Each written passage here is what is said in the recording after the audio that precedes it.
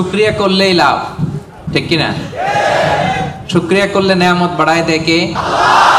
না শুকরি করলে শাস্তি দেয় কে? আল্লাহ বলেন লা ইন শাকারতুম লা আযীদান্নাকুম, যদি নেয়ামতের শুকরিয়া করো আমি আল্লাহ নেয়ামত আরো বাড়ায় দিব। বেতন 2000 রিঙ্গিট, এটারে 3000 বানাই দিতে পারে কে? পারে না উনি? ওনার ধনভাণ্ডারে কমতি আছে?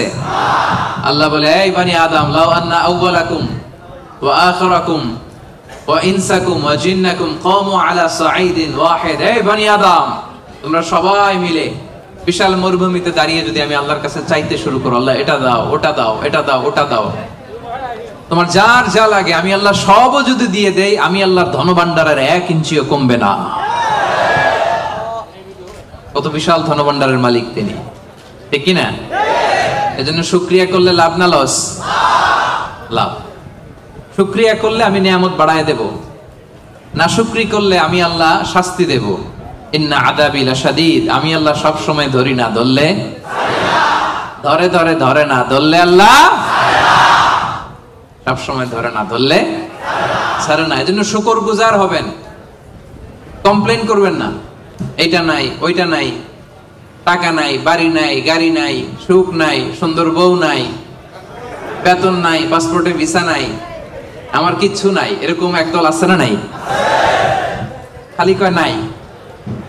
কিন্তু কত কিছু যে আল্লাহ দিয়েছে ওইটা লিস্ট করলে লিখেও শেষ করতে পারবো না, ঠিক কিনা?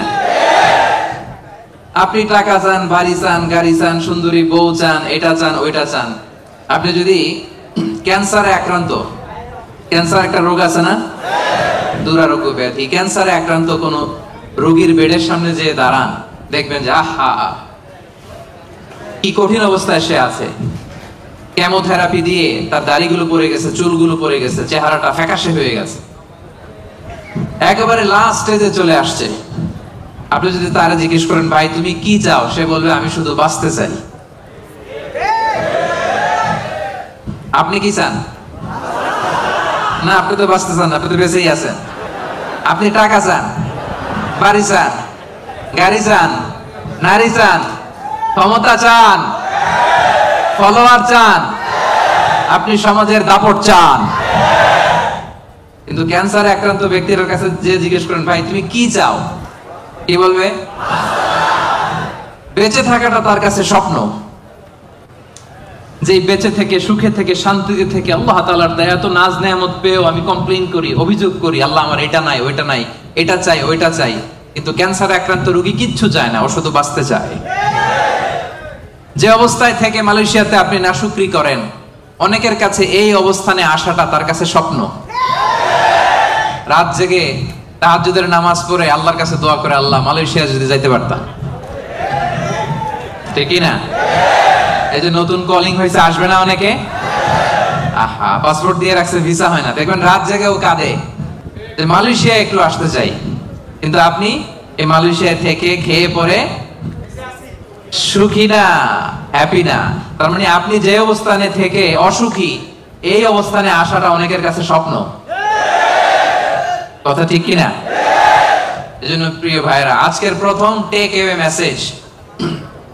টেক অ্যাওয়ে মেসেজ মানে এমন মেসেজ যেটা সাথে করে নিয়ে যাওয়া যায়। আপনারা কি টেক অ্যাওয়ে বলেন না বঙ্কুজ? হ্যাঁ বঙ্কুজ। বঙ্কুজ মানে কি?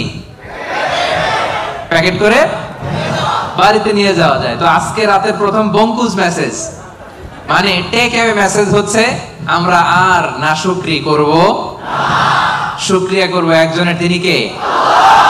সব সময় বলবেন শুকর আলহামদুলিল্লাহ, আল্লাহ অনেক ভালো আছি, আল্লাহ অনেক সুখে আছি, অনেক ভালো আছি, আল্লাহ অনেক সুখে রেখেছে তুমি। সকালে বিকালে দুপুরে রাতে শীতকালে গ্রীষ্মকালে সব সময় কি বলবেন? আলহামদুলিল্লাহ। আওয়াজ করে বলেন কি বলবেন? আলহামদুলিল্লাহ বললে লাভ না লস? একবার যদি আপনি আলহামদুলিল্লাহ পড়েন, এই আকাশ আর জমিনের মাঝখানে যত ফাঁকা জায়গা আছে পুরো জায়গাটা সওয়াব দিয়ে পূর্ণ করে আল্লাহ তাআলা আপনার আমলনামায় ঢুকাই দিবে। এজন্য বেশি বেশি শুকরিয়া করতে রাজি আছেন তো? আলহামদুলিল্লাহ, আল্লাহ তুমি কবুল করো।